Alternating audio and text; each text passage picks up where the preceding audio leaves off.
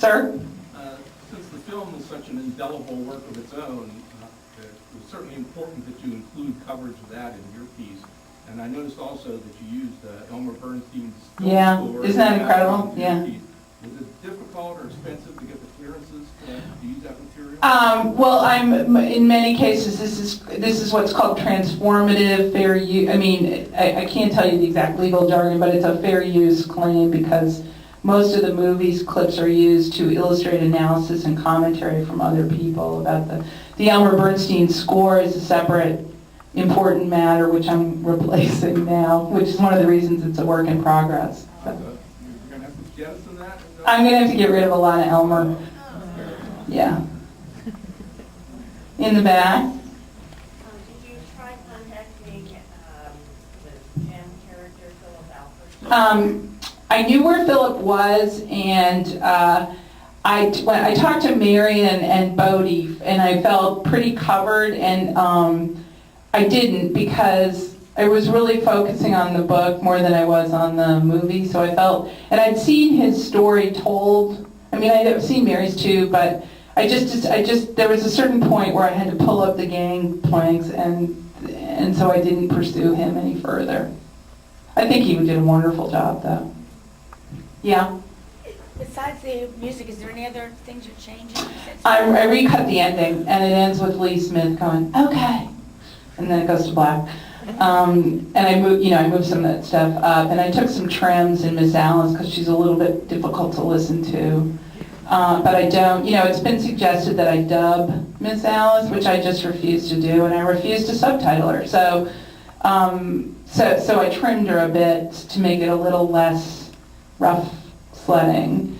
And I just took some nips and tucks here and there, but nothing drastic. Sir? A couple questions. So you talk about your focus being the book as opposed to the movie, and yet there's something in the documentary, almost unavoidably, right? This incredible power of text, voice, and the visual imagery, and especially you seem to play on the ways in which, where you dub the movie sort of overlap with Right. people's readings of the book. And so the first question was whether you had thoughts about the different impacts, or the relative weights of the film and the book. But then the other question was just I don't know, maybe a trivial one. Did you have any thoughts about putting the narrator voice of the man? My narrators? Yeah. Okay, so let's talk about the movie first. I think that it's so rare that you get a novel and a movie that are both masterpieces. I mean, usually you get a good book, bad movie, bad book, good movie. And for many people, and the way I started doing some of that flickering of the movie in the background was after I talked to Oprah, she said, I can't talk about any of this. I picture only Mary Badham and Gregory Beck. And I realized just how conjoined for so many people the movie and the novel are. And so then I started using that a little bit, and that's when I started flickering the movie. I think it's if there weren't this movie, I don't think I could have made this movie. So they do go together. But obviously I prefer the book, and it's richer, and there are more characters and all of that. On the subject of whether I thought about having a woman be the narrator, I did, but I felt with Harper Lee's voice and other female voices that it might be more interesting to have a male voice. And that guy is a producer that actually Roberta and I used to work with, who lives down the street from me. And it started as me going, oh, Bob's just sitting around in between jobs. Let me see if he can do something. And then he turned out to be don't you think he's good? I mean, he turned out to be such a good narrator. I'm like, if George Clooney calls me back, I'm still not taking him.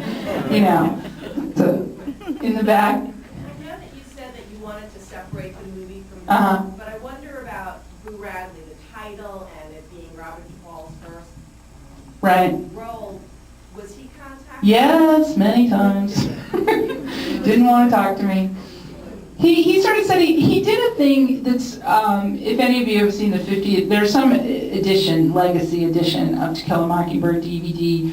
One of the bonus features has this thing about the making of the movie, and Duvall is in there, and his stance pretty much, except for one 60 Minutes appearance, has been, I'm done. I've said everything that I'm going to say, which is too bad, but I think also probably understandable. And as many of you probably know, he went on to have a fantastic collaboration, working relationship with Horton Foote for the rest of, his career. So I don't think he didn't like what happened. Sir? Did you consider the stage play at all? No, and part of that is because I know, although I can't tell you how, that Harper Lee really regrets licensing the stage play, the high school production of it, and so I just, again, out of respect, I just kind of stayed away from it. So, although there's a whole documentary about kids performing that play, and a woman followed a black class and a white class of kids in Alabama, and it's very powerful stuff. It was sponsored by the Alabama Humanities Foundation or whatever that is. Over there, sir? Yes, I love your movie. Oh, thanks. And the question is whether you think the fact that the novel was followed by such a wonderful movie, that this contributed a lot to the success of the book over the years. I think you can't, you got to see the whole sort of snowballing thing. I think it all contributed, and as I say in the film, when the movie came out, it rode the wave of the civil rights movement was now in the national consciousness when the movie came out. And it's very interesting to think about what could have happened. Suppose she'd written this in 1955. Would it have, would people have received it the way they did, or if she'd hit, a few years later? I do think the timing was very important, and I think the movie hit at exactly the right time. So, yeah, I think the reason it still sells 1 million copies a year is because schools, it's required reading. I mean, it still has not left school reading lists, and doesn't seem to be slowing down anytime soon. Anybody? Oh, yeah. Do you know what she does now, Harper Lee, just in the time period, like the last 10 years, or, is she married? Does she live in? She has an apartment in New York. She has a lot of great friends. She reads. She is a voracious reader. She visits a lot in Monroeville. She keeps very close tabs on Alice. They're very funny, the sisters.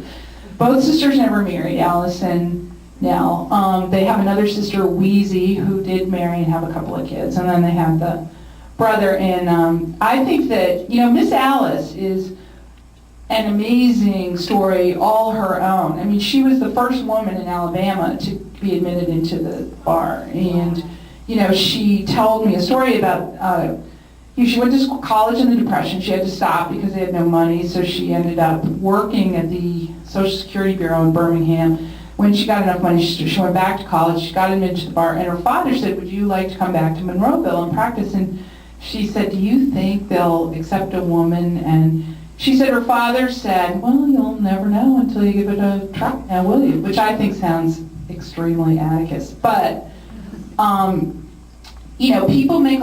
people try to make something of the fact that both women never, that they didn't marry. But when I think about them, they were not your typical Southern belle, those two chicks. I mean, they were educated and independent thinkers, and, they may not have been the greatest catch in town, and it makes sense to me that on that level somewhat that they didn't end up marrying, but because they were both fiercely independent people who went their own way in the 30s. So, anybody else? Yep, in the back.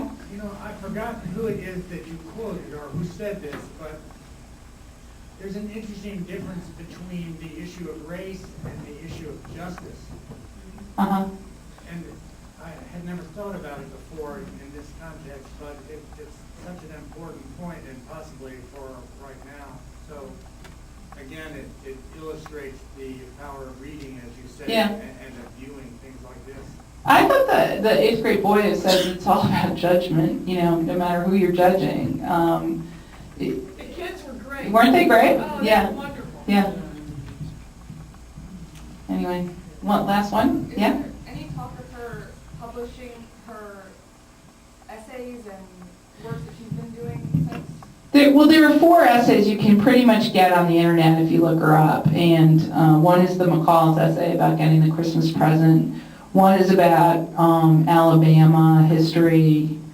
One is called Love, in other words, which is really about family love, not romantic love.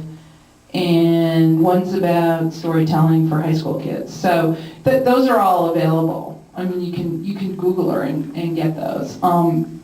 You know, her letters, her papers, all those things. I'm terribly interested in knowing what's going to happen to all that stuff, because I'm assuming maybe some Alabama connection, but you never know. Anyway, thank you very much. Thanks.